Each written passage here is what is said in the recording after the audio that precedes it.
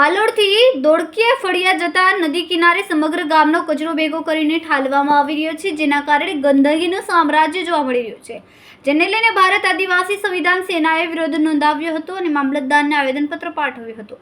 જોકે હજુ સુધી કોઈ યોગ્ય કાર્યવાહી ન થતાં હવે સોશિયલ મીડિયા પર વિરોધ નોંધવામાં આવી રહ્યો છે.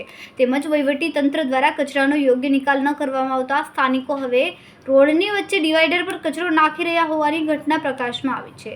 વાલોડ ગામ ખાતે વાલ્મીકી નદીના કિનારે સમગ્ર ગામનો કચરો ભેગો કરી ઠાલવામાં આવે છે, જેના કારણે ત્યાં મોટા પ્રમાણમાં ગંદકી જોવા મળી રહી છે. તેમજ આ કચરાને કારણે ખરાબ દુર્ગંધ પણ આવી જતી હોય છે અને કચરો સળગતા તેમાંથી ઝેરી ગેસ પણ ઉત્પન્ન થઈ રહ્યો છે, જે વાતાવરણને પ્રદૂષિત કરી રહ્યો છે અને નદીના પાણીને પણ પ્રદૂષિત કરે છે, જેની સીધી અસર માનવ જીવન પર પડતી જોવા મળે છે. આ કચરાના કારણે પર્યાવરણ પર વિપરીત અસર પડે છે. ત્યારે આ કચરાનો તાત્કાલિક ધોરણે નિકાલ કરવામાં આવે, કચરો નાખવાનું બંધ કરવામાં આવે તેવી માંગ સાથે ભારત આદિવાસી સંવિધાન સેનાએ મામલતદારને આવેદનપત્ર પાઠવ્યું હતું. જે બાદ 1-2 દિવસ માટે કચરો નાખવાનું બંધ કરી દેવામાં આવ્યું, પરંતુ ફરીથી કચરો નાખવાનું શરૂ કરી દેવામાં આવી છે. જોકે વહીવટી તંત્ર દ્વારા આ મામલે હજુ કોઈ પણ પ્રકારની યોગ્ય કાર્યવાહી કરવામાં આવેલ નથી, જેના કારણે હવે સોશિયલ મીડિયામાં વિરોધ નોંધવામાં આવી રહ્યો છે.